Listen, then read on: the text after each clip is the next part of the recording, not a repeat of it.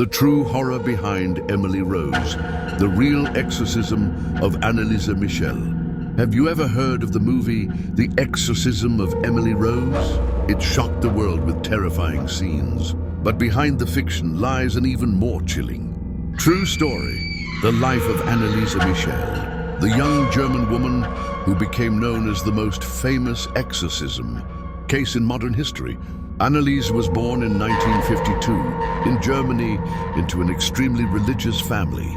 From a young age, she was considered shy, polite and devout, always participating in religious activities and attending church. However, at 16, her life began to change dramatically. She suffered her first seizure and was diagnosed with epilepsy, a condition that should have been treated with medication. But something darker started to emerge. Anneliese began experiencing religious hallucinations, claiming to see demonic faces, shadowy figures, and hearing voices that accused and threatened her. She said she could not enter churches, that crosses burned her, and that the smell of incense suffocated her. Despite medical treatment, her symptoms worsened.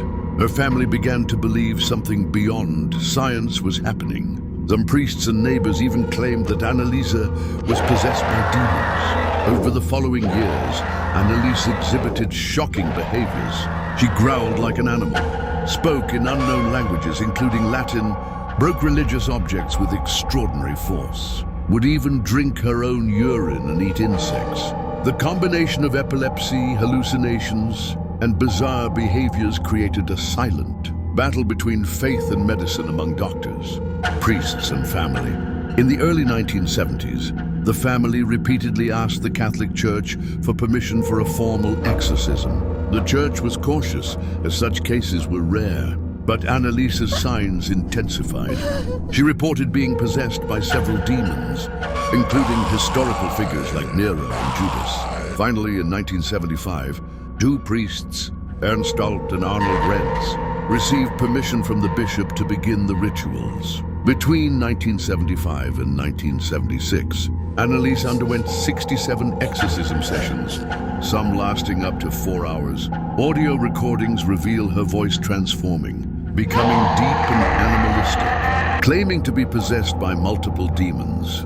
Additionally, reports describe extreme changes in her physical and emotional behavior, including painful contortions, severe weight loss, and periods of intense agitation. Family and priests stated that she would have attacks whenever a religious object was near her, reinforcing the idea of possession.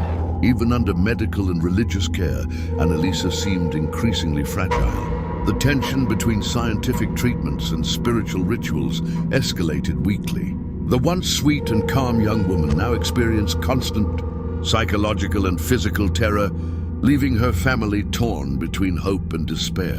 Death trial and terrifying curiosities.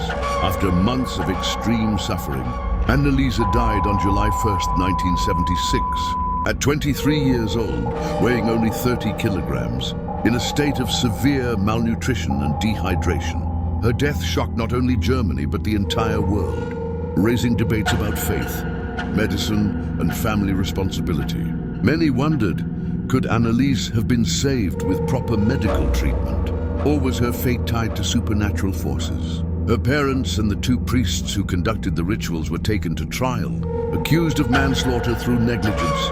During the trial, the exorcism recordings were presented, in which her deep and animalistic voice claimed possession by several demons. The court acknowledged that faith and religious beliefs heavily influenced the families and clergy's decisions, and all received relatively light sentences. Anneliese's case remains a topic of debate among doctors, psychologists, theologians, and paranormal experts.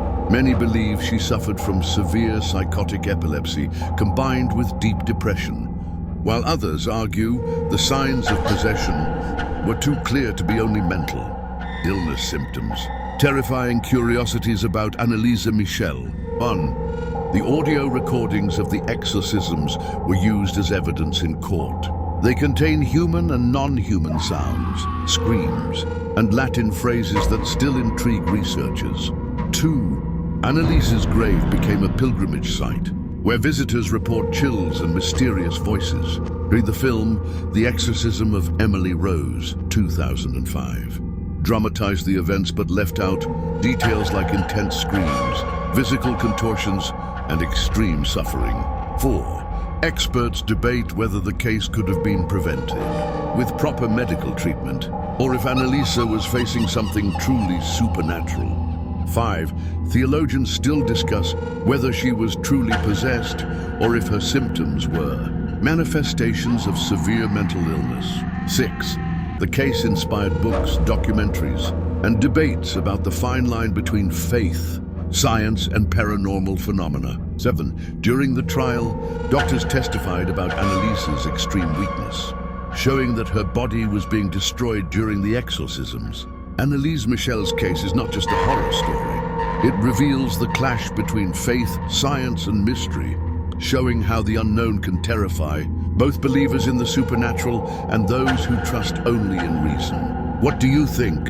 Was Anneliese a victim of a misunderstood illness, or really a young woman possessed by evil forces? The story continues to fascinate and divide opinions, becoming a true enigma of modern supernatural history.